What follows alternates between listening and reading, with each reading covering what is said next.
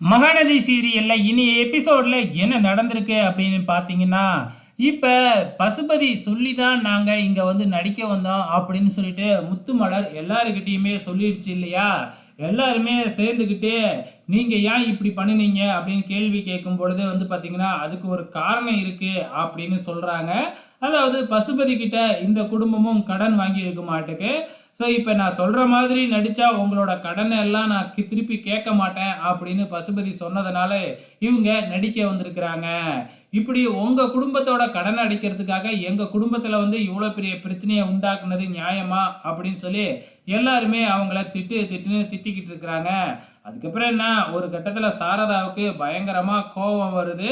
"என் வீட்டுக்காரரோட பேரையே நீ கெடுத்துப்புட்டல்ல" அப்படின்னு சொல்லி ஓடி போய் கொடுவாவ எடுத்துக்கிட்டு வந்து முத்துமலர வெட்டுறதுக்காக வராங்க இந்த சாரதா. அதுக்கப்புறம் எல்லாம் தடுத்து நிப்பாட்டிட்டாங்க. அதுக்கப்புறம் என்ன, "நான் போலீஸ வர வச்சிருக்கேன். இவங்கள போலீஸ்கிட்ட ஒப்படைச்சிரலாம்" அப்படின்னு சொல்றாப்புல.